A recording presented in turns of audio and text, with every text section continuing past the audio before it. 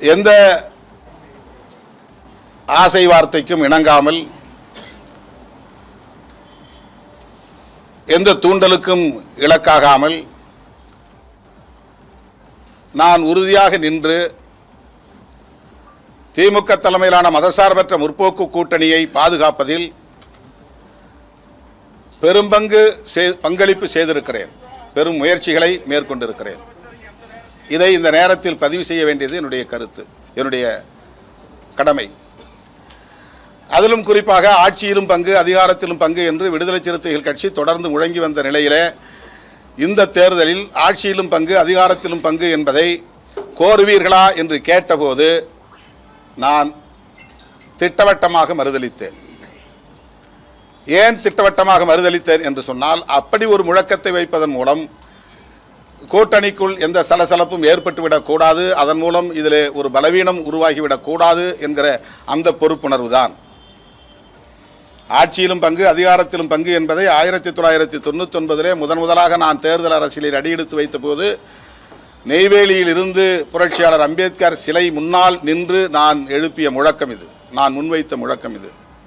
மூப்பனார் அவர்கள் திரும்ப திரும்ப கேட்டு அதை மேடைகளில் பல முறை சொல்லி இருக்கிறார். அப்படிப்பட்ட நிலையிலும் கூட இந்த முறை நாங்கள் கூட்டணி ஆட்சி குறித்து பேச மாட்டோம், அதற்கான சூழல் இது இல்லை என்று திட்டவட்டமாக மறுதளித்தோம். ஏன் இதை அழுத்தமாக சொல்லுகிறேன் என்றால், நான் போட்டியிடப் போகிறேன் என்று சொன்னதும் ஏதேதோ யூகங்களை ஆளாளுக்கு கட்டமைத்திருக்கிறார்கள்.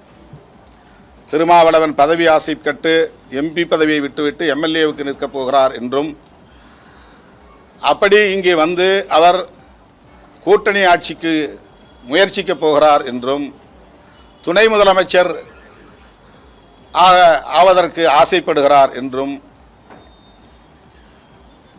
தொங்கு சட்டசபை தான் உருவாகப் போகிறது என்று திருமாவளவனே யூகிக்கிறார் என்றும்,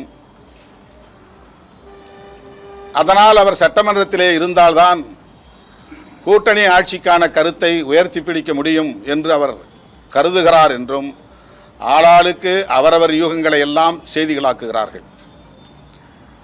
அதேபோல நான் ஏற்கனவே போட்டியிட்டு வெற்றி பெற்ற 4 சட்டமன்ற உறுப்பினர்களில் 3 பேருக்கு வாய்ப்பளிக்கவில்லை என்பது அவர்கள் திமுக ஆதரவு நிலை எடுத்ததனால்தான் என்று மிக தவறாக அவதூறுகளை பரப்புகிறார்கள்.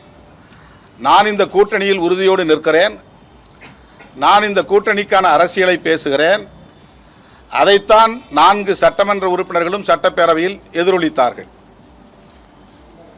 அவர்கள் நான் பேசாததை அங்கே பேசவில்லை, நான் சொல்லாததை அவர்கள் அங்கே சொல்லவில்லை, நான் பேசிய அரசியலுக்கு முரண்பட்ட அரசியலை அவர்கள் அங்கே முன்வைக்கவில்லை.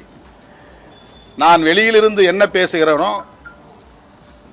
அதைத்தான் எமது சட்டமன்ற உறுப்பினர்கள் சிந்தனை செல்வன், ஷாநவாஸ், எஸ் பாலாஜி, பனையூர் பாபு இந்த 4 பேரும் எடுத்துரைத்தார்கள்.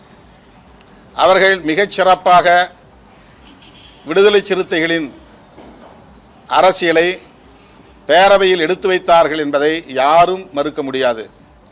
நான் அதற்காக பெருமைப்படுகிறேன், அவர்களுடைய பங்களிப்பை எண்ணி பெருமைப்படுகிறேன். அவர்களை நான் வெளியேற்றியதற்கு எதுவும் காரணமில்லை. நான் தேர்தலில் போட்டியிடுவேன் என்பதும், நான் சட்டமன்றத்திற்கு செல்ல வேண்டும் என்கிற விருப்பத்தை தவிர வேறு எந்த நோக்கமும் இல்லை. கூட்டணி ஆட்சியை உருவாக்க வேண்டும் என்று விரும்பினால் சட்டமன்றத்திற்கு போகாமலும் கூட நான் அதை செய்ய முடியும். சட்டமன்றத்திற்குள்ளே போய்தான் அதை செய்ய வேண்டும் என்று இல்லை. வெளியே இருந்தும் நான் எம்பியாக இருந்து கொண்டும் அதை செய்ய முடியும். நான் சொல்லுவதை எங்கள் சட்டமன்ற உறுப்பினர்கள் கேட்கப் போகிறார்கள், அவ்வளவுதான். ஆக அது தவறு. அதேபோல சட்டமன்ற உறுப்பினர்கள் 3 பேரை வெளியேற்றியதற்கு வெரி சிம்பிள் ரீசன். புதியவர்களுக்கு வாய்ப்பு கொடுக்கலாம். ஏற்கனவே இவர்கள் வெற்றி பெற்று ஒரு முறை சட்டமன்றத்திற்கு போய் அதை பார்த்து விட்டார்கள், அந்த அதிகாரத்தை அவர்கள் நுகர்ந்து விட்டார்கள். கிடைக்கிற இடங்கள் 8 தான். போட்டி 150 பேர், 200 பேர். அந்த 8 இடங்களுக்கு ஒவ்வொரு தொகுதிக்கும் 10 பேர், 15 பேர், எல்லோரும் எனக்கு நெருக்கமானவர்கள். யாரை விடுவது, யாரை தேர்ந்தெடுப்பது என்கிற பிரச்சனை இருக்கிறது. ஒருவரை எடுத்தால் மற்ற 10 பேர் எனக்கு எதிரியாக மாறுகிறார்கள். ஒருவரை தேர்வு செய்தால் மற்ற அத்தனை பேரும் வருத்தத்தோடு வலியோடு எனக்கு எதிரான நிலைப்பாட்டை அல்லது விமர்சனங்களை நேருக்கு நேராக வந்து வைக்கிறார்கள். அது உரிமையோடு செய்கிறார்கள். அது உட்கட்சியில் இருக்கிற ஒரு உரிமை. அது அண்ணன் தம்பி என்று பழகுவதால், தலைவன் தொண்டன் என்ற இடைவெளி இல்லாததால், இரவு பகலாக அவர்களோடு நான் களத்திலே நிற்பதால் அந்த உரிமையை எடுத்துக்கொள்கிறார்கள். அவ்வளவுதான். ஆகவே அவர்களை நான் மாற்றியதற்கு நான் பின்பற்றுகிற சமூக நீதி பார்வைதான் காரணம். 3 முறை பாலாஜி கொடுத்துட்டோம், சரி இன்னொரு முறை ஒருத்தனை கொடுப்போம், அவ்வளவுதான். Very simple reason. சோழிங்கநல்லூரில் நின்றார் பாலாஜி, அப்போ வெற்றி பெற முடியவில்லை. மயிலத்தில் நின்றார், வெற்றி பெற முடியவில்லை. இப்போ திருப்போரூரில் நின்றார், வெற்றி பெற்றார், சிறப்பாக பணியாற்றினார், மிகச்சிறந்த சட்டமன்ற உறுப்பினர் என்று பாராட்டை பெற்றார். முதலமைச்சர் உட்பட அதில் இருந்த அத்தனை அமைச்சர்களும், என்னிடம் சொல்லாத அமைச்சரே இல்லை. இன்னைக்கு சட்டசபை அலங்காரமாக இருக்கிறது என்றால் அதற்கு சிறுத்தைகள் தான் காரணம் என்று பல பேர் இடத்தில் சொல்லியிருக்கிறார்கள். எனவே அவர்கள் எனக்கு முரண்பட்ட அரசியலை பேசவே இல்லை, அப்படி நான் நினைக்கவே இல்லை.